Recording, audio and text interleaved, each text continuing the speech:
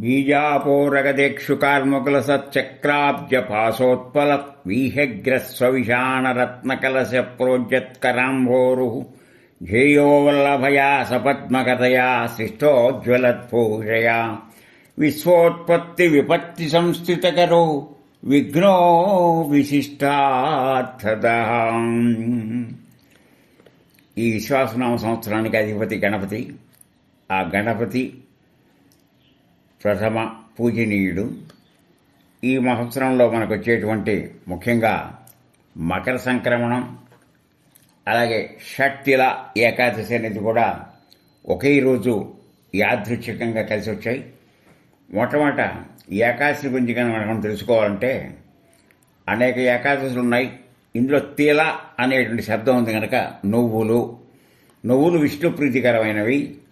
మన నువ్వులు పితృ సంబంధమైనటువంటి తర్పణాల్లోనూ దానాల్లోనూ వాడతాం. ముఖ్యంగా శనీశ్వరుడికి దానానికి నువ్వులు వాడతారు. దీని యొక్క ప్రయోజనం ఏమిటి నాకు చెప్పాలంటే, ఓసారి యుధిష్ఠిరుడు కృష్ణుని ప్రశ్నించాడు. పుష్యమాసంలో కృష్ణపక్షంలో వచ్చేటువంటి ఏకాదశికి ఏం పేరంటే, ఆయన చెప్పాడు వివరంగా, చక్కగా అడిగావు. ఇది అన్ని పాపాలను పోగొట్టేటువంటి ఏకాదశి. దీని షట్ అంటే ఆరు రకాల ఉపయోగం ఉన్న ఏకాదశిది. పాపహారణం గురించి కచ్చప్తా అని చెప్పాడు నా కథ. మృత్యులోకంలో పడిన ప్రాణులు నరకంలో పడకుండా ఉపాయం చెప్పండి. దానికి వివరణగా దాల్గుడు అనేవాడు పులస్తుడికి చెప్పాడు.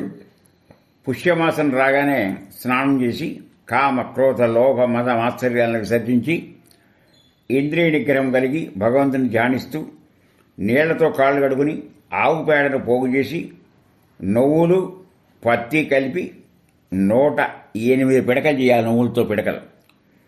ఈ పుష్యమాసంలో ఆరుద్ర నక్షత్రం నాడు కృష్ణుడికి ఏకాదశి వ్రతం చేస్తానని సంకల్పం చేసుకోవాలి.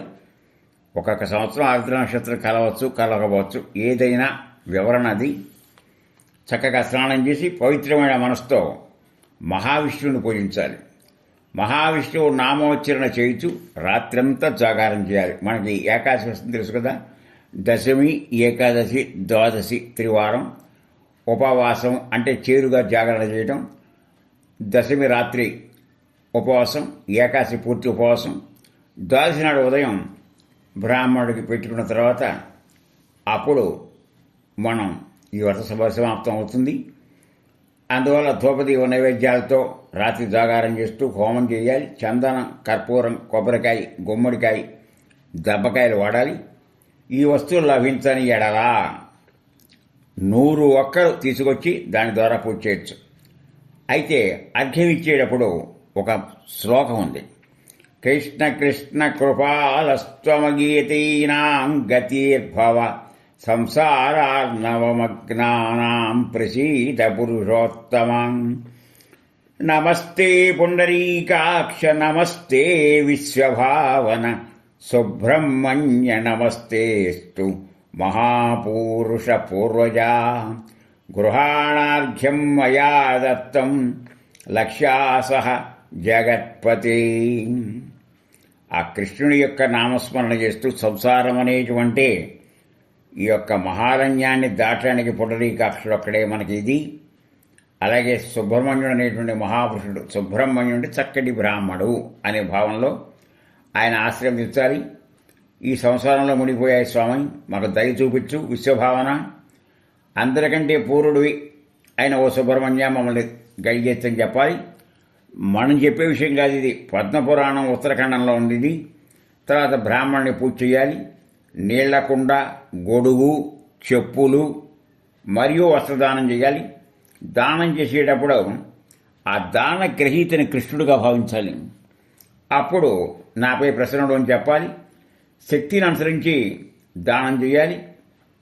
నల్లని ఆవుని కరి గోవు అంటారు, చాలా శ్రేష్టం అది. ఒక విద్వాంసునికి ఆవును దానం చేయాలి. నువ్వులతో నిండిన పాత్ర దానం చేయాలి. పాత్రలో నువ్వులు ఎన్నైతే వేశారో, ఎన్ని మొక్కలు మొలుస్తుందో అవి అన్ని వేల సంవత్సరాల స్వర్గంలో నివసిస్తారు. నువ్వులతో స్నానం చేయాలి. నువ్వుల పిండితో నలుగు పెట్టుకోవాలి.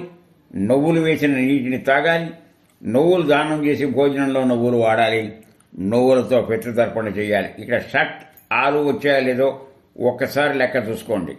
నువ్వులు నిండిన పాత్ర 1, తర్వాత నువ్వులతో స్నానం 2, నలుగు పెట్టుకోవడం 3, నువ్వులతో నీటిని తాగటం, దానం చేయటం, పితృతర్పణం మొత్తం 6. ఈ విధంగా 6 రకంగా నువ్వులు ఉపయోగించడం వలన షట్ అంటే 6 షట్తిల ఏకాదశి అనే పేరు వచ్చింది. ఈ సంవత్సరం యాదృచ్ఛికంగా ఏం జరిగిందంటే మకర సంక్రమణం కూడా ఆ రోజే జరిగింది.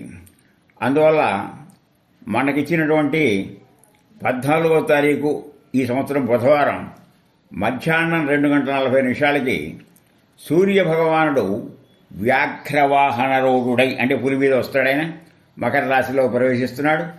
ఈ ప్రవేశించడం వల్ల ఏమిటి ఫలితాలు ఏమిటి, ఫలం ఏమిటి? మకర సంక్రమణ పురుషుడు మందాకిని నామధేయం అవ్వడం వల్ల రాజులందరూ క్షేమంగా ఉంటారు. అధికారుల యొక్క ఆ యొక్క దర్పం వృద్ధి చెందుతుంది. కుంకుమ వేసి స్నానం చేస్తే చాలా శుభం. లోకంలో యజ్ఞ యాగాది క్రతువులు పెరుగుతాయి. దీని ఫలం ఏమిటంటే మనం కూడా పీత వస్త్రధారణం అంటే పశురంగ వరణం, కుంకుమ లేపనం, మాలతీ పుష్పమాల, వ్యాఘ్రవాహనారూఢైన ఆయుధం ధరించేటువంటి ఆ యొక్క మకర పురుషుడిని చేయటం. దీనివల్ల ఏ ఏ ప్రాంతాలు ఎలా ఉంటాయని కనుక ఆలోచిస్తే దక్షిణ దేశాల్లో సుభిక్షంగా ఉంటుంది. మధ్యవృష్టి, దక్షిణ దేశం అంటే సౌత్ ఇండియా, పాడి పంటలు వృద్ధి చెందటం, కొంత ఇన్ఫీరియారిటీ కాంప్లెక్స్ అసూయ వాటితో క్రోధంతో గర్వంతో గొడవలు పెరుగుతాయి. పాలకులకు అధికారుల భయం పెరుగుతుంది. అంటే పాలకులు పాలించినా వాళ్ళ కింద అధికారుల వల్ల భయపడుతూ ఉంటారు. నలుపు రంగు ధాన్యాలంటే మినుము అలాంటి వాటికి రేటు పెరుగుతుంది. పశు సంపద ధరలు పెరుగుతాయి. ఇక ఈశాన్య దేశస్తులు అంటే ఈశాన్యం అంటే భారతదేశంలో అస్సాం ప్రాంతాల్లో ఇబ్బందులు కలగటం, ఇక బంగారం చెప్పలేనంత ధర పెరగడం, పట్టు వస్త్రాలు, లోహాలు ఇవన్నీ కూడా ధరలు పెరుగుతాయని ముందుగా సూచించారు. కనుక దానికి తగినట్టుగా మనం ప్రవర్తించాలనే విధానంగా తెలియజేశారు. ఈ మకర సంక్రమణం నుంచి సూర్యుడి యొక్క గమనం కూడా మారుతుంది. కొంచెం ఎండల్లో తీవ్రత వస్తుంది. ఇంతకాలం చలి ముసుగులో ఉన్న జనం కొంచెం సేద తీరుతుంది. ఈ విధంగా మీకు ఈ సంవత్సరంలో షట్తిల ఏకాదశి మకర సంక్రమణ పుణ్య కాలఫలం వివరించడం అయింది. హరి ఓం. శాంతిరస్తు, పుష్టిరస్తు, తుష్టిరస్తు.